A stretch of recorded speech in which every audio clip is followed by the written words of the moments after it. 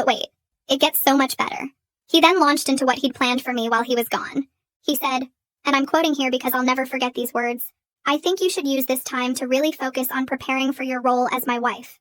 I asked him what he meant by that, and he actually smiled like he was about to give me helpful advice. He said that since I'd been so focused on my career, I hadn't really thought about the domestic side of marriage. That his mom had mentioned I didn't know how to make his favorite meals, and maybe I could take some cooking classes. That I could use the time to practice making our house more of a home instead of just a place we sleep. I sat there in complete shock as he kept going. He said marriage would require me to shift my priorities a bit, maybe consider going part-time at work eventually, so I could focus more on our home life and future family. That Sienna had really opened his eyes to how important it is for wives to support their husbands' ambitions instead of competing with them. That the strongest marriages have clear roles and expectations, and he wanted to establish that now before we made things official. I finally found my voice and asked if he was seriously telling me I needed to become a 1950s housewife while he went on vacation with another woman. He got this frustrated look and said I was twisting his words, that he just wanted me to understand that marriage requires sacrifice and compromise, and right now he wasn't seeing much willingness to compromise from my end. I pointed out that I'd been compromising our entire relationship while he demanded I accept increasingly disrespectful behavior. He said that's exactly what he meant about my attitude. I saw support as disrespect, which revealed a fundamental misunderstanding of partnership. Then came the line that made me realize I was talking to a stranger. He said, and I quote, "Supportive wives don't question their husband's female friendships. If you can't handle me having close women friends, you're not ready for marriage. Part of being a wife is trusting your husband completely and not creating drama where none exists." I asked him how he'd feel if the roles were reversed. If I announced I was taking a month-long trip with a male friend 2 months before our wedding, told him to use the time to work on being a better husband, and suggested he go part-time at work to support my career better. The look on his face was everything I needed to see. For just a second, his mask slipped, and I saw pure outrage at the idea of me doing exactly what he was demanding I accept from him. But he caught himself quickly and said that would be different because men and women have different relationship needs. That women are naturally more nurturing and home-focused, while men need more freedom and independence. That comparing our situations wasn't fair, because the dynamics are fundamentally different. I told him that was the most sexist thing I'd ever heard him say. He said it wasn't sexist, it was biological reality, and the fact that I was offended by basic gender differences showed how influenced I'd been by modern feminist nonsense that was destroying healthy relationships. I couldn't even respond to that.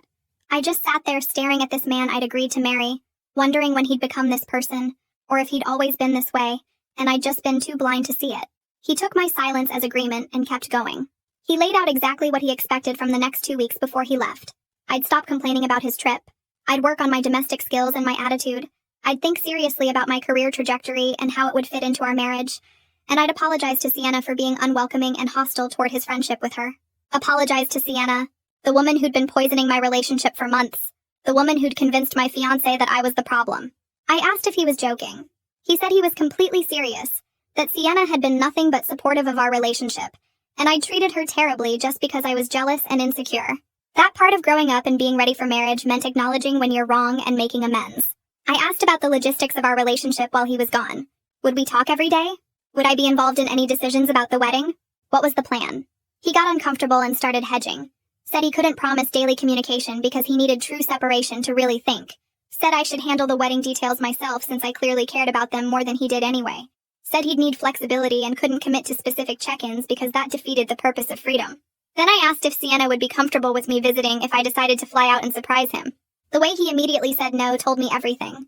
He stumbled through some excuse about how Sienna wasn't comfortable with me because of how I'd reacted to their friendship, and that bringing that energy into their trip would ruin the whole experience for both of them. So let me get this straight. My fiancé was going on a month-long vacation with a woman who specifically didn't want me around, and somehow I was the problem. I sat back and really looked at him, at this man who was supposed to be my partner, my equal, my future. And all I saw was someone who wanted a maid and a cheerleader, not a wife. Someone who'd rather listen to another woman than respect his fiancée. Someone who thought marriage meant I'd lose myself while he gained freedom. I asked him one last question. Do you even want to marry me? He looked offended and said of course he did. That's why he was trying to work through these issues now. I said it seemed like he wanted to marry a version of me that didn't exist. Someone who'd happily stay home and cook while he traveled the world. Someone who'd never question him or have needs of her own. Someone who'd put his freedom above her own dignity. He said I was being dramatic again, and that this was exactly why he needed this trip, to get clarity on whether I was capable of being the partner he needed. By the time we left that restaurant, he'd made it crystal clear. He was going on this trip in 2 weeks. I was expected to spend the time working on myself. And when he got back, we'd reevaluate whether I'd grown enough to deserve to marry him. Like I should be grateful he was willing to give me a second chance to prove myself worthy. I'm sitting in my car trying to process what just happened. But honestly, I'm not sad. I'm furious. While Julian was busy explaining all the ways I need to change and listing his expectations for what kind of wife I should become, I was making some realizations of my own. He wants freedom? He wants someone to show him what a supportive partner looks like? Well, I'm about to give him a masterclass in both. Tomorrow I'm making some calls and booking some trips of my own.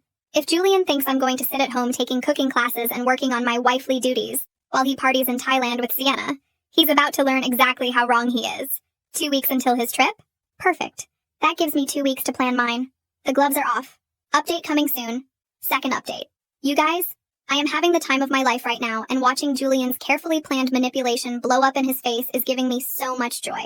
If he wanted to test my boundaries and see how much disrespect I'd tolerate, well, he's about to find out I'm much better at this game than he ever imagined. So the morning after that disaster dinner, I woke up with complete clarity. I wasn't going to argue. I wasn't going to beg. I wasn't going to give him the emotional reaction he was expecting. Instead, I started making some calls. First call was to my boss explaining I needed to use 3 weeks of vacation time starting in 2 weeks. She was surprised but supportive. Second call was to the best travel agent I could find. Third call was to book the trip of a lifetime to Greece, Santorini, Mykonos, and Crete. Solo female adventure, leaving the exact same day as Julian's Thailand trip. When Julian texted me that afternoon saying he was starting to pack and asking if I'd had time to think about what we discussed, I responded with the sweetest message. I have. I've actually been thinking a lot about freedom and personal growth. I'm so glad we had that conversation. He called immediately, probably confused by my tone. I answered cheerfully and told him I'd done some reflecting and realized he was right. We both needed space to figure out who we are as individuals. So I'd booked myself a 3-week trip to Greece, leaving the same day as his Thailand adventure. The silence on the other end was absolutely golden. Then he started sputtering about the wedding planning and vendor meetings and dress fittings. I reminded him sweetly that he'd said I was too focused on wedding details and should focus more on personal growth. So I was taking his advice. The confusion in his voice was delicious. He asked who I was going with, and I said I was going solo, just like he'd taught me about the importance of independence and freedom in relationships.